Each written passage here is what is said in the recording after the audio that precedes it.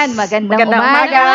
Yes. Ayan. Good morning po sa ating mga viewers na nanonood po ngayon dito sa ating Usapang Agrikultura. Paghahayupan. At pangisdaan. Yes, Ayan. welcome po kayo. Welcome din po kayo sa mga pag-uusapan po natin na magbigay comment po Ayan. habang tayo po ay Oo. nagla-live. So, Mhm. yan po. At kaya yung ating topic ngayon ay Heritage chicken, bakit nga ba magandang alagaan?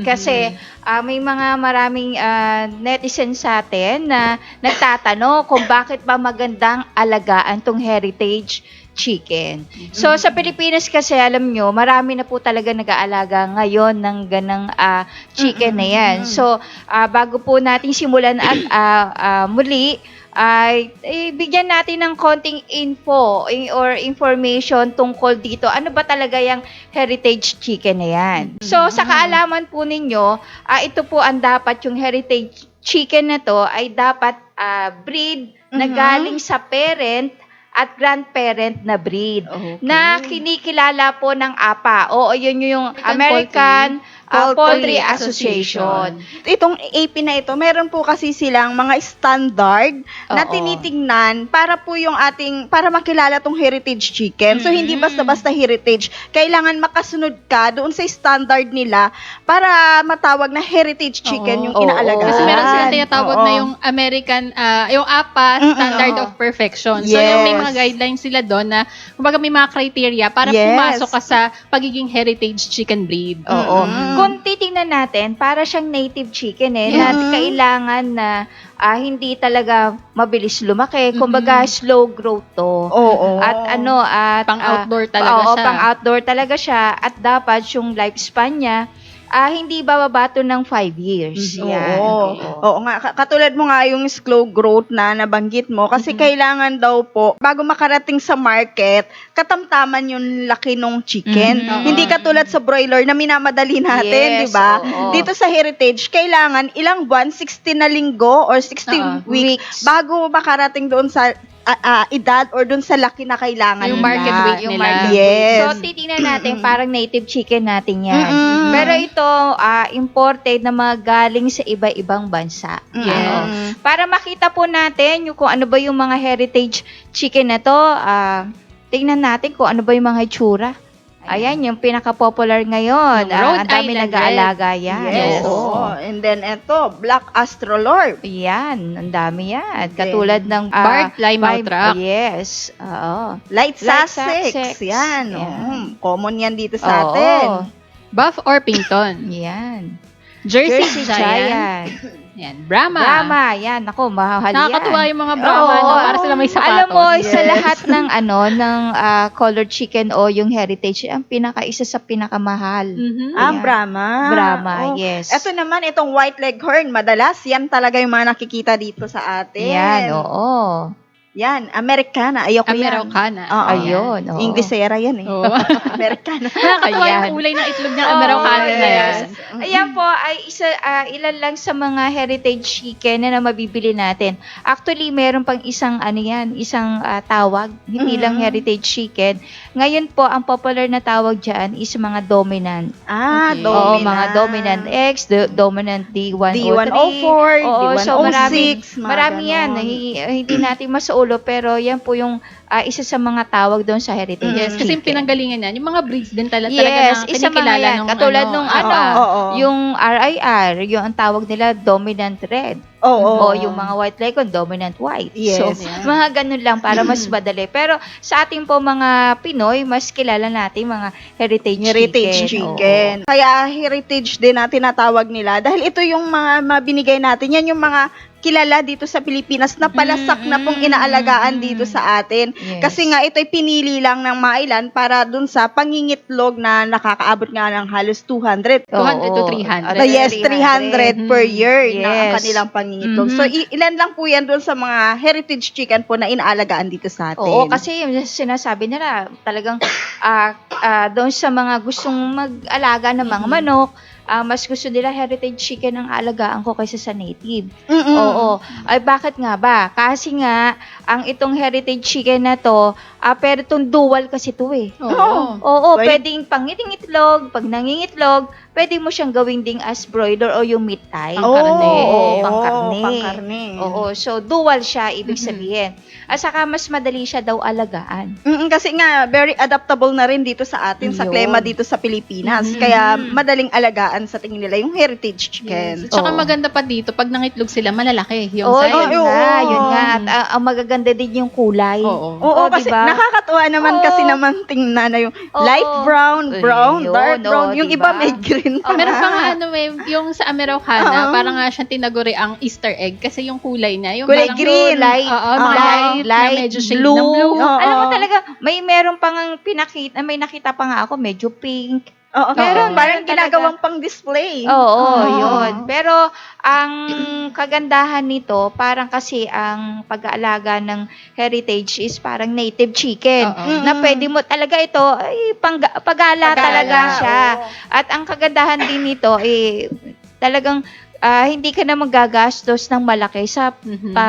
sa kulungan nito. Yes. Oo. Although imported siya, pero yung setting, pwede nilang i-adapt yung kung paano tayo Oo. magpalaki ng native Yo, dito. oo, ganun lang. Kung meron kang net, meron kang kawayan, Mhm. lagyan mo lang kung malaki yung area mo, bakuran mo lang Bakuran, siya. oo. Tapos, kailangan pa rin ng kanilang masisilungan. Oo. Yes, hindi so naman- yung mga pabahay nga na mga ginagawa nila, hindi naman sophisticated talaga. Yan Oo, nga lang yung nalalagyan mo lang mamahalin. lagyan mo lang ng bubong na dayami ay Oo. na Mga kugon. kugon kugon. or kaya ay dahon ng niyog, yun, Mhm. Oo. na pwedeng gawin. So, okay na po yan sa kanila. Ang mahalaga lang po, pagdating ng hapon, or kapag mainit, may masisilungan yung mga chicken. Lalo na kung ang aalagaan mo, sa simula ka pa lang, yung pangingitlog. Oo. Kailangan talaga may nest yan, may Mm-mm. itlogan sila. Dapat lalagyan mo ng ganun para hindi ka mabasagan ng itlog. Oo. At saka yung pagmo-monitor ng pag-collect ng itlog. Oo. So, Yan. tsaka syempre, although free range at merong silungan na pabahay, so, syempre, kailangan meron din kayong lalagyan ng pakainan nila tsaka Yun, inuman. painuman. Yun. At Yes. saka, speaking yung pakainan, yung pagsusupply mo ng pagkain, hindi ganun kalaki. Mm-mm. Kasi, ang ginagawa ng iba dyan, parang sa native din, nagbibigay sila ng commercial feeds Yes. sa umaga.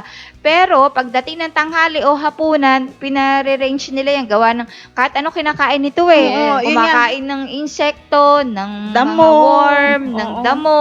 At kung medyo wala naman tayong damo, pwede naman tayo magkumpay, ang tawag Yes. doon. Oo, Manguha kumpay. ng damo. Oo. Tapos kung mga forage, Yes. mga forages, mga roughage, kinakain punan. Mhm. At saka, kung may mga tira-tira tayong pagkain, Yes, pwede mga natin prutas. ibigay yan. Oo. Pwedeng ibigay yan. Hindi naman kasi masilan talaga yung heritage chicken. Isa nga din yung sa kagandahan kung bakit marami nag-aalaga. Dahil hindi ka po mahihirapan dun sa pagkain, sa pagkain na ibibigay mo sa kanila. Dahil kahit ano lang yan, pwede mong ipakain sa kanila. Tsaka may share ko lang, yung isang nag-aalaga ng mga heritage chicken, nakakatawa kasi nga, hindi siya nagwa-worry na, unlike kasi yung mga ibang alagang hayop na mamiss mo lang, makamiss ka lang na ilang oras na hindi mo Oo. mapakain. Yes. Biglang, Mamamayat. babagsak na yung katawan Kasi nila. ito, pag pinare-range mo, maabilidad. Oo. Kasi kung pupunta lang sila sa damuhan, ay tutukain nila. Sabi nga niya, kahit na tinanghali ako ng gising, hindi ako mag-aalala kasi nakikita ko, biglang mangangain na sila ng mga damo Oo, doon. yun nga. At saka isa sa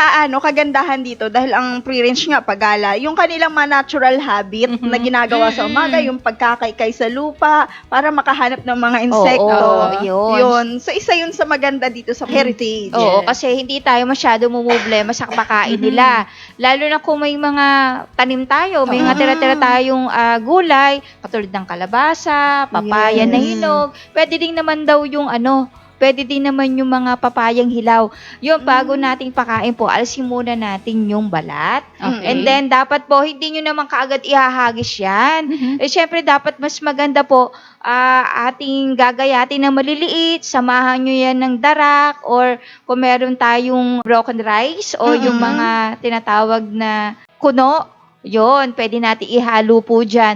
Mas maganda sana kung yan lang yung pinapakain natin, mas maganda para mas masustansya, lalagyan natin ng MBM. Kasi yung ating isang mga nag-aalaganan, bukod doon sa atuwin na nilalagay sa tubig, naglalagay siya ng NBM doon sa pakain. Kasi nga, nagtitipid sa commercial feeds, syempre kulang pa rin ng sustansya yung kung ano man yung kanin, o may mga tira-tirang pagkain dyan, nilalagyan ng isang kutsara doon sa isang cup or parang isang tabo na equivalent yun sa 1 kilo, nilalagyan niya ng isang kutsarang NBM. Ayun. Ang resulta, maganda doon sa mga heritage chicken na inalagaan niya at maganda rin yung pangingitlog. Bukod pa din doon, hindi masyadong nangangailangan ng magandang kulungan. So sa yes. pagkain, anong meron tayo, maglagay pa rin tayo ng commercial feeds para mabigyan tayo ng maganda pangingitlog.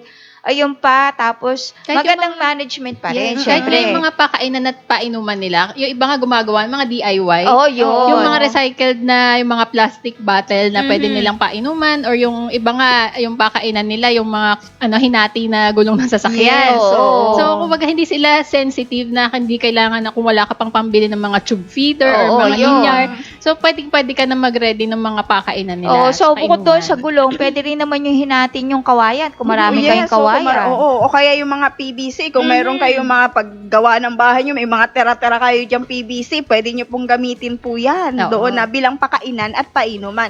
At siguraduhin nyo lang po, doon sa pag-aalaga nyo, kapag nagpakain kayo, lahat nakakakain. Hindi nagkukulang yung pakainan doon sa dami ng inaalagaan nyo. Kasi baka naman po kasi kulang yung pagkain. Yung pakainan pala, hindi sapat doon sa dami. So, doon tendency nag-aaway or minsan yung pangingitlog is nagda-drop yung pangingitlog nila. Bumababa. Oo. At saka doon sa magsisimula, kasi dalawa yan eh. May RTL, Oo. may CCU. Pag magsisimula kasi CCU, mas maganda kasi mamomonitor mo kaagad yung paglaki nung iyong manok. Oo. Syempre, dapat aalagaan pa rin natin yan. Syempre, yung sinasuggest natin o yung ibang mga user ng technology, ang ginagawa dyan, sisiw pa lang, mini-maintain na nila ng atubig. Para makondisyon yung katawan ng sisiw.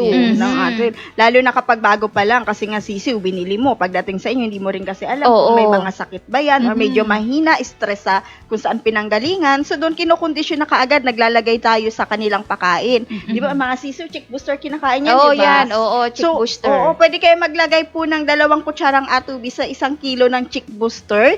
Tapos, 1 kutsarang atubi sa 1 litrong tubig. Oh, yan, For oo. conditioning po yan doon sa mga sisiw Mga nyo. bagong Oo, dating, at- especially. At kung yung mga gusto mag-alaga ng heritage na RTL naman, Oo. Ang ginagawa natin dyan, o ginagawa din nung iba, pagdating ng mga RTL na yan, ganun din yung kinukondisyon pa rin natin. Siyempre kasi hindi natin alam kung legit yung pagbibilhan natin. At kung hindi naman, para makasigurado tayo, kinukondisyon din po natin yan. Nilalagyan pa rin natin ng technologies doon sa kanilang tubig at saka pakainan for 1 week. Ano? Yes, Oo. for 1 week or 2 weeks. Pwede nyo pong i-exceed ng 2 weeks para masiguro nyo na condition talaga. Kasi Oo. ganun din yung mga ginagawa ng ibang mga nag-aalaga kasi sa kanila. Kaya minsan pag nagme-message sa atin, ma'am, ang sisigla po ng mga sisiw namin pagdating, ganito po yung ginawa namin. At saka bukod po dyan sa CCO or RTL, pwede naman tayong, yung iba, kung medyo may budget, ang ano lang dito, pag magsisimula ka doon sa pag-breeding ka, may mga stock, yung talagang pang-breed na umaabot ng mga libo din sa isang pares. Ilang babae, ilang lalaki, medyo may kamahalan ng konti. Pero ang kagandahan dito, pag nangitlog yan, doon ka napipili ng pwede mong pang dual. Yes, Kasi ano na yan pwede mo siyang gawing as meat at yung iba naman, pag puro babae, pwede mong gawing layers. Diba? O di naman, pwedeng ikaw mismo yung magtinda ng yung fertile egg. Oo. So, ang dami talaga niyang pwede maging choices kayo. Kung sa sisiw, pwede pang meat. Tapos kung lalaki yan at puro babae, pwede pang layers. Yes. At kung ayaw mo naman at gusto mo na kaagad ng kikita ka kaagad o mag-RTL ka. So, mangingitlog ka agad yan. Pero kung gusto mo pareho, mag-meat type ka, mag-layer type ka, bibili ka ng grandparent stock mo. Kailangan yon. At tapos kapag dumami naman yan, benta mo yung fertile egg, di ba? Maraming mga naghahanap niyan. So, ibig sabihin talaga, yung iba talaga ay pag matyaga ka, ay maganda ang kita. Ano ang kitaan dito? Oo. At saka kung may inalagaan din silang native, kung wala silang incubator. Oo, yun. Pwede mong kunin Palimliman. pwede mong kunin yung itlog ng native, ilagay mo yung fertile egg na heritage, yun yung palimliman mo Oo, doon. at isa pala dito medyo ang hindi ang ang heritage ay hindi masyado naglilimlim. Naglilimlim. Oo. Oo. Pero yung Yun. ang alam ko yung Sussex na Ayun, naglilimlim. breed, naglilimlim Ayun. yun. So, Oo. nasa inyo po yan kung ano yung choice ng inyong breed na aalagaan. Pero halos lahat po ng heritage na available po dito sa atin is magandang alagaan na rin. Yes. Oo. At saka maganda yung hindi na rin tayo nag-worry na masakitin yung mga alaga natin kasi nga matibay din. Katulad ng native, matibay din Oh, by kasi ang nature, heritage. By talaga nature, sila. oo. Oo. At saka, Immune system. yung iba, ang ginagawa talaga, parang native naman, hindi mo siya talaga bihira itong magkasakit, hindi ka na nag-aano ng mga antibiotics, Yes, di ba? oo, Isusupplement lang nagbibigay. natin kung ano yung pangangailangan nila doon sa kanilang pang-araw-araw na pagkain. Kaya nga po natin tinapik tong heritage dahil may nag-request nga sa atin na Oo. gusto nila pag-usapan tong heritage. Ayun, yung isa yan sa mga kandandahan. At isa pa, yung kitaan. Kasi ang sabi nga ni Sir, maganda din pong mag-alaga ng heritage chicken dahil marami po sa ngayon kasi mga health conscious na, gusto Yun, mga isa organic, yan. Oo. gusto yung mga natural lang na grown. Mhm. So kaya mas maganda po na pag-usapan nyo naman yung heritage chicken. Oo, at saka isa yan sa nakikita natin, kaya magbabenta, syempre, mga health conscious na ngayon, lalo na Yes. ngayon, di ba? Na syempre, pag brown chicken ang tinitinda mo, ay, sasabihin na, organic. Brown egg. Oo, brown egg, Oo. di ba? O tsaka sabi nila, doon sa mga ibang bumibili ng itlog kapag ka heritage chicken daw na itlog, mas malasa kumpara doon sa purong commercial feeds yung ginamit na pagpapakain. Mas malasa daw yung nakagala Oo, na heritage. oo. Yun Oo. po yung sabi nila. At yung kulay ng egg yolk, kung napapansin po nyo yun, pag kayo bumibili, medyo Red-orange red-orange. ang kumpara Yellow-orange. doon sa naka-commercial. Pero yan, kaya naman din ganun, kasi nga, free-range to, pinapakain natin ng mga gulay, kasi nakakapag-enhance yung mga to, syempre, yung kalabasa, carrots, yung mga green leafy veggie, ayan, nakakapag-enhance ng kulay ng yolk. Kumbaga may mga additional Oo. supplements sila na hindi lang sila nagre-rely sa commercial feeds. Yes, Kasi minsan oo. hindi naman nila lahat nakukuha din yung kung halimbawa gusto mo ma-improve yung kulay ng Yes. yolk ng Oo. itlog. Yun. So hindi naman not necessarily na pinagala mo, pero kung halimbawa hindi naman napapakain ng mga ibang additional supplements, Oo. Yes. ganun pa rin. Ganun pa rin. Kumbaga, meron din namang heritage chicken or meron din, ako nga, nakabili ako sa supermarket, kulay brown. Pero, ine-expect ko, syempre, maganda yung yolk. Ay, pero kulay, mas maganda pa nga yung kulay na white Oo. egg na nabibili. So, depende po yan sa pinapakain natin. Yes. Kaya nagkakaroon ng ganon. Pero, naturally, ang heritage ng itlog nan is talaga medyo hindi maputla yung yung yolk nan. So, nasa atin na lang para ma-enhance yung kulay nan. Oo. Makakwento ko lang kasi mayroon tayong user ng technology na gumagamit heritage chicken din yung inaalagaan niya. Bandang Quezon yata po yung province. Ngayon, ang ginagawa niyang pag-aalaga doon, sa umaga, meron silang talaga, kulungan. Yung namumove. Okay. Yung Oo. namumove. oo, Dito oo. may damo. Tapos after nun, kapag medyo konti na, iisig nila dun sa Oo. Ganun yung technique na ginagawa nila dun sa kanilang inaalagaan. Oo. Syempre kasi kailangan ingatan Oo. din natin na baka na maubos na yung mga damo Yes, sa paligid. Oo. So, pag marami, ayan yung mga pag-aalaga na medyo marami. Oo. Oo. Pag maraming ganan, dapat medyo malawak yung area natin, may damo. Meron mong bubble na ganon. Oo. Na ang technique dyan, lang yun lambat. Yes, lambat. Tapos may nakaabang na pwedeng lagyan ulit. Poste, oo, yun. Oo. Iba, eto, wala siyang laman. Oo. Mga damo yan, dito meron. Pag naubos siya yung for a month, imumove mo lang na gano'n. Yes, so parang iikot mo lang siya. Maganda siya, oo. So, isang ideya lang din na pwede po ninyong gayahin. Oo, yun. So, at tapos kung yun din ang choices natin, ngayon pa lang, kung yun ang plano mo, magtanim ka na ng mga iba-ibang damo. Oo. Like trichotera, pwede yan. Yung mulberry, maganda rin ipakain yan. So, malunggay, pwede rin natin ipakain. Ipil-ipil, pwede rin natin ipakain yan dun sa ating mga heritage chicken na yan. Oo. Masipag ka lang magtanim.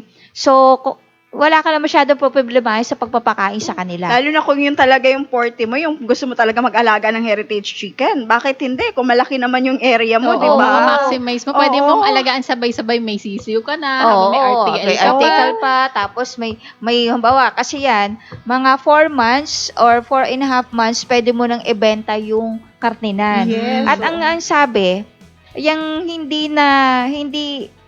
malayo yung lasa ng karne nito sa native. Oo. At saka, ang kagandahan pa nito, walang but yung karne daw.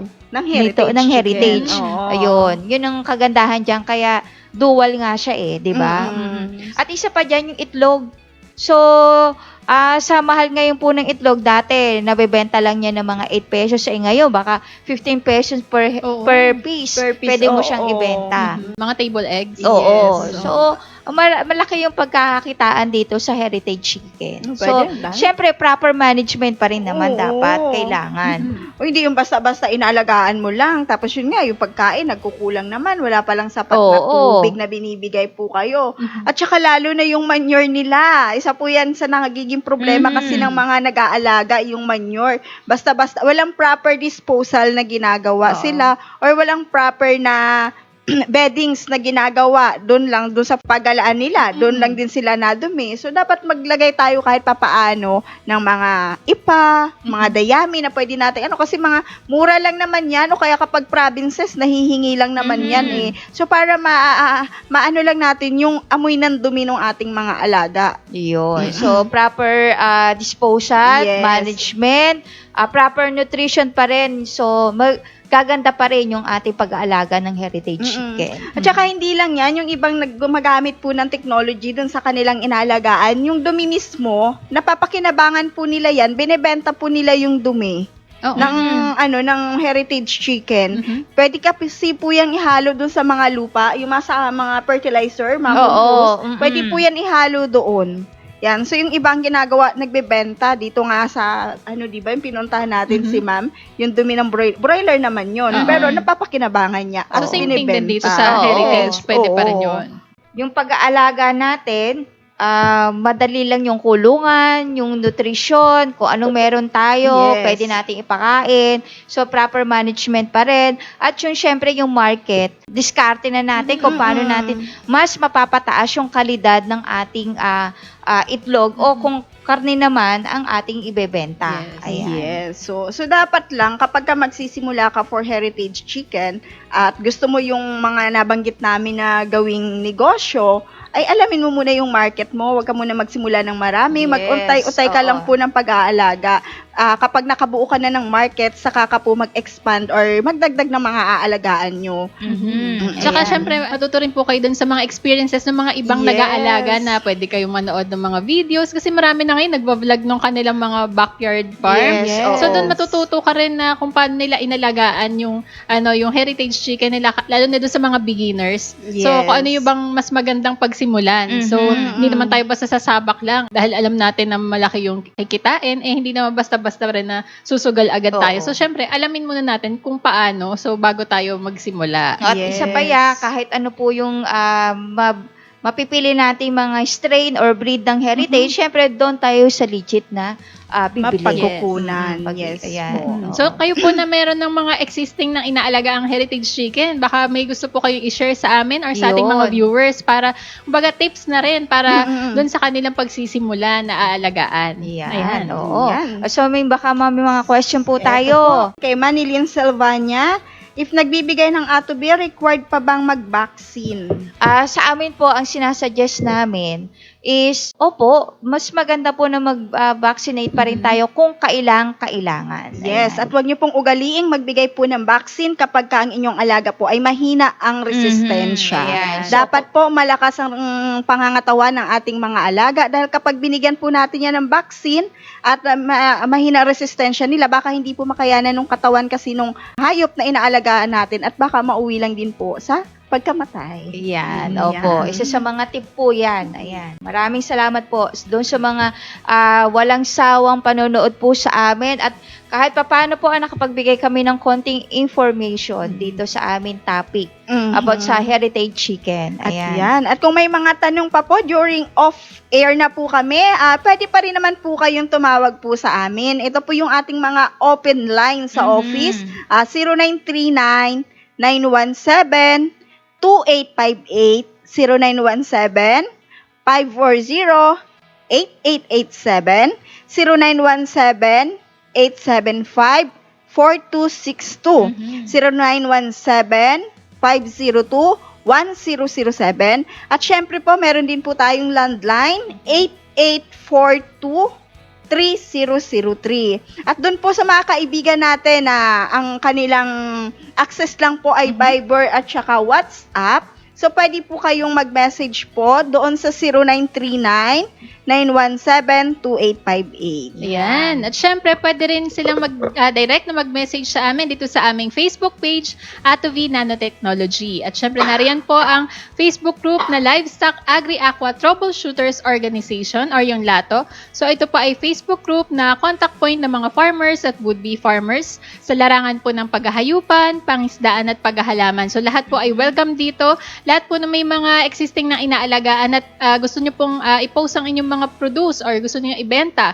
So, i-post nyo lang po dito. At may mga members din po na naghahanap ng kanilang mabibilhan na Yes. pagsisimulan. Oo. So, nag-i-inquire din sila kung saan makakabili. So, magkakatulungan po tayo dito. At yung may mga ibang inquiries din po, pwede po ninyong i-post ang inyong mga tanong at may mga sasagot din po sa inyo dito. Yes. At syempre, narin po lagi rin ang aming website, yung www.atovinanotechnology.com. So, sa mga may mga upcoming events ang Team Atovi, so ipopost po natin dyan. At saka yung mga iba pang information nakalagay na rin po sa aming website. At syempre, pwede rin kayong mag-post ng inyong mga inquiries. Meron pa rin po yung ating forum section sa ating Yun, website. oo. So, Yes. makakapag-interact din po tayo dyan. So, i-check nyo lang po yung aming website. Ayan. At syempre, huwag niyong kalimutang i-visit yung YouTube channel natin na Team Atovi.